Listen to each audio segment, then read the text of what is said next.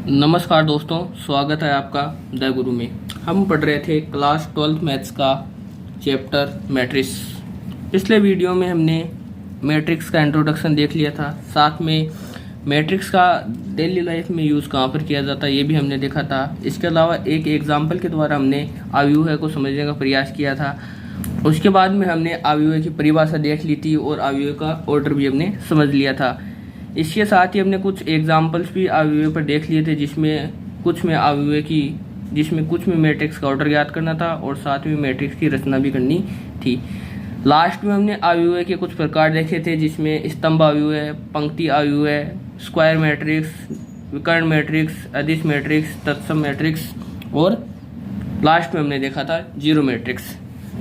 तो चलिए शुरू करते हैं अव्यूहों की समानता से। आज पढ़ेंगे हम अव्यूहों की समानता क्या होती है, यानी कि दो अव्यूह समान कब होते हैं, दो मैट्रिक्स समान कब होते हैं। मान लो कि दो अव्यूह ए है aij तथा दूसरा अव्यूह है bij। ये दोनों समान अव्यूह कब होंगे? दो अव्यूह समान अव्यूह तब होते हैं कब? पहली इसकी कंडीशन होती है, एक तो इसकी कोटि समान होनी चाहिए, एक तो दोनों मैट्रिक्स की क्या होनी चाहिए, कोटि यानी कि ऑर्डर समान होना चाहिए। साथ में इनके जो संगत अवयव हैं वो भी एक समान होने चाहिए। अब दो अवयव ए तथा बी समान होंगे कब? जब उनकी कोटि समान हो तथा aij तथा bij आई तथा जे के प्रत्येक मान के लिए समान हो। एग्जाम्पल देख लो, ये वाला एग्जाम्पल देख सकते हैं। यहाँ पर दोनों ही कोटि समान है, 2x2 ऑर्डर के दोनों मैट्रिक्स हैं। साथ में इनके संगत अवयव भी आप देख सकते हैं कि समान है, इसलिए ये दोनों क्या हैं, समान मैट्रिक्स हैं।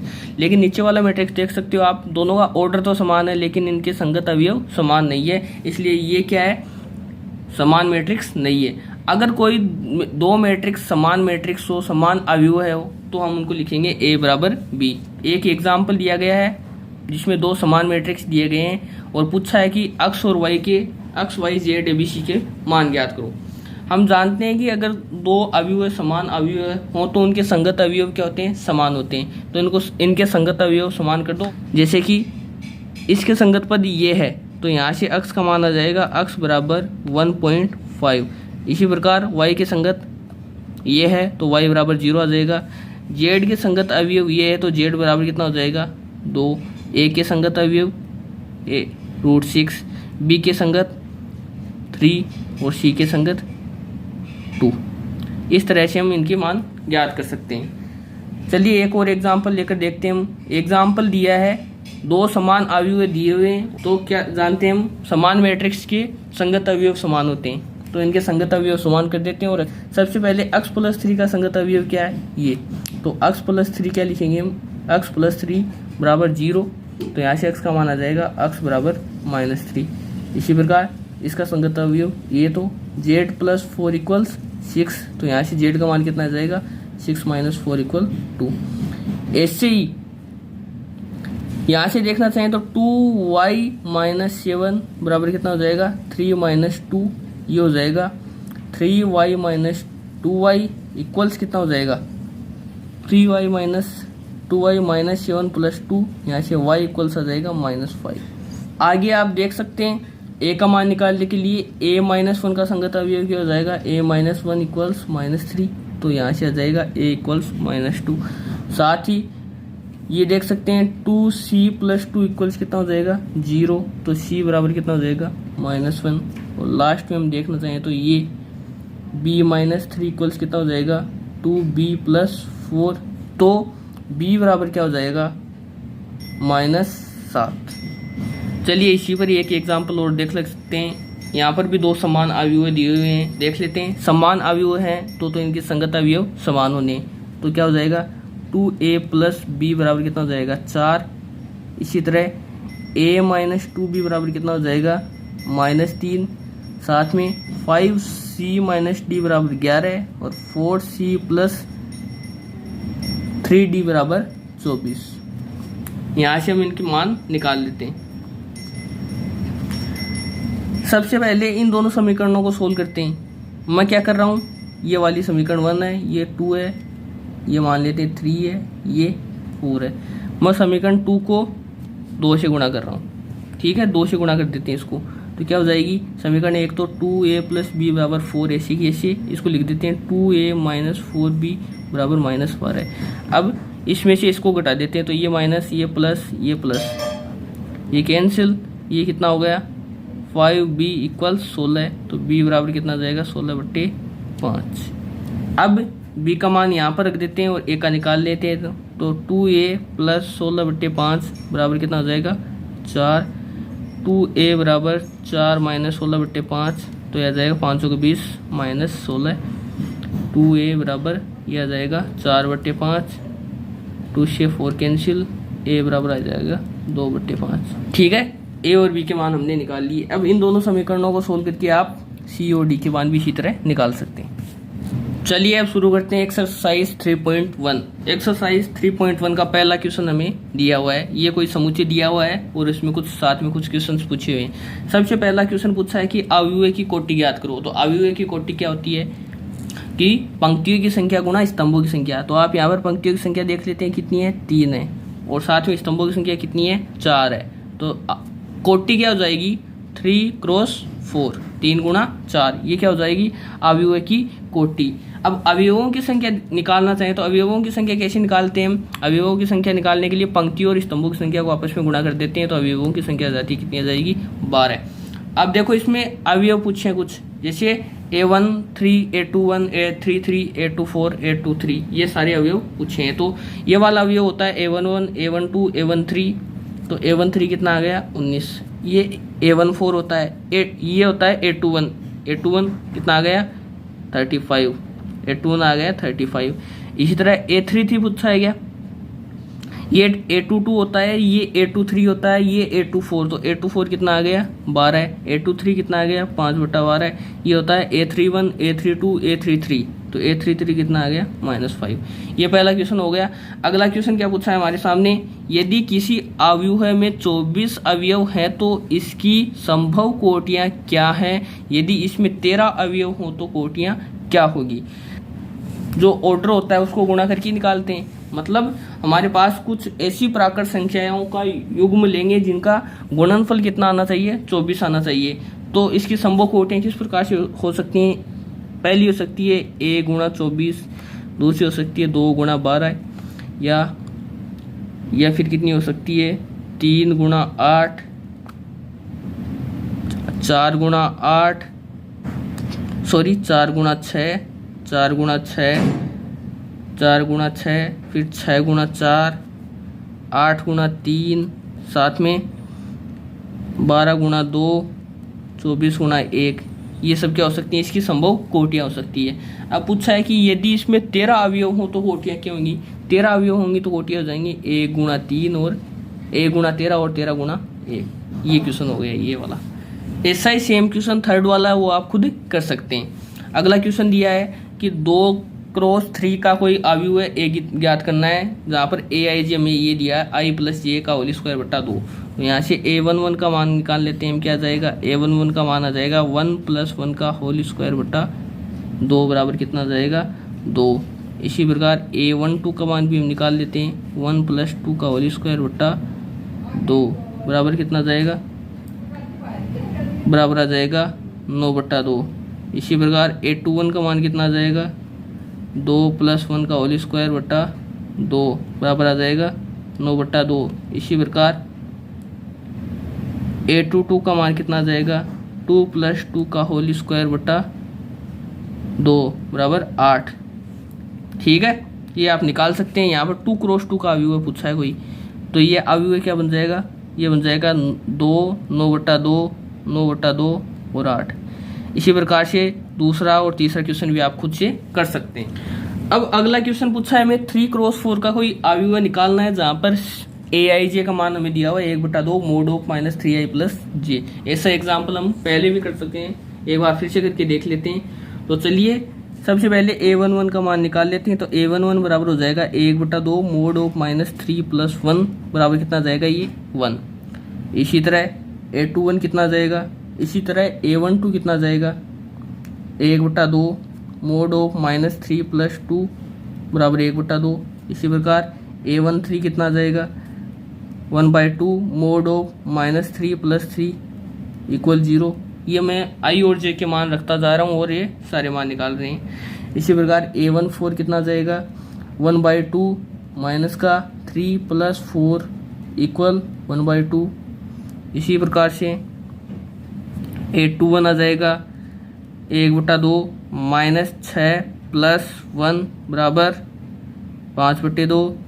A22 बराबर 1/2 मोड ऑफ -6 + 2 इक्वल्स 2।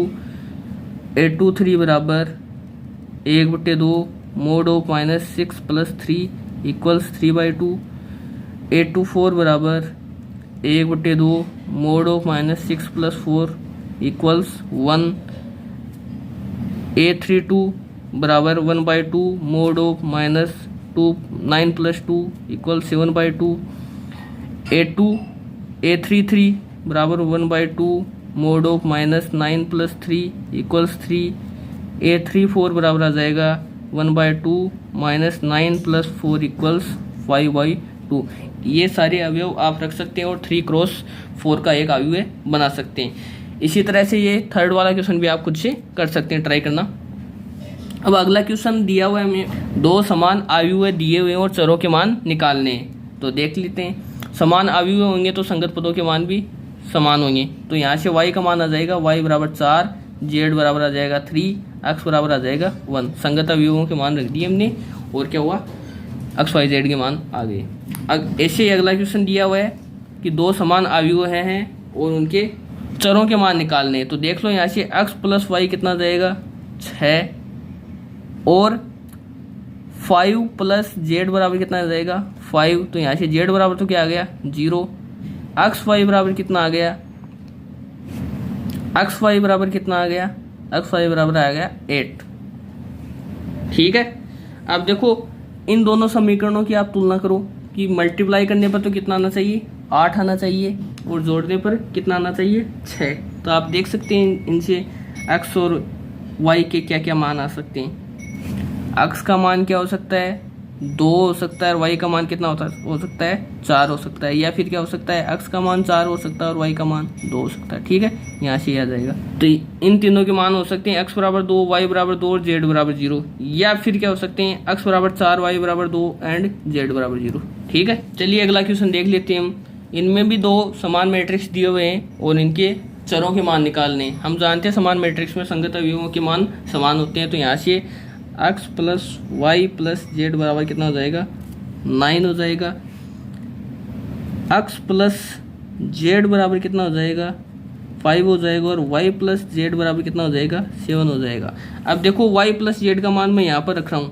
तो यहाँ से x का मान कितना आ जाएगा, x + 7 इक्वल्स कितना हो जाएगा 9। तो x इक्वल्स 2। ठीक है, ये 2 मान यहाँ पर रख रहा हूँ। तो मैं 2 + z इक्वल्स 5। तो z बराबर कितना आ जाएगा 3। z का मान यहाँ पर रख देते हैं। तो y का मान कितना आ जाएगा, y इक्वल्स आ जाएगा 4। ये तीनों मान हमने निकाल लिए। आगे समीकरण दिया हुआ है कोई और हमें यहाँ पर भी a b c d के मान निकालने। हम देख सकते हैं कि दोनों समान अवयव हैं। तो यहाँ से क्या लिख सकते हैं हम, a - b इक्वल्स -1, साथ में 2a - b इक्वल्स 0 और लिख सकते हैं हम 2a + c इक्वल्स 5 और 3c + d इक्वल्स 13। अब क्या करते हैं, मैं क्या कर रहा हूँ यहाँ से इस समीकरण में से इसको घटा रहा हूँ। तो लिख रहा हूँ मैं 2a - b इक्वल्स -1 और a - b इक्वल्स 2, यहाँ पर 0 है, इक्वल्स -1। तो घटा देते हैं माइनस प्लस प्लस, ये कैंसिल। तो a बराबर आ गया 1। a की वैल्यू मैं यहाँ पर रख रहा हूँ। तो 2 + c इक्वल्स 5। तो c इक्वल्स आ जाएगा 3। c की वैल्यू आई गई।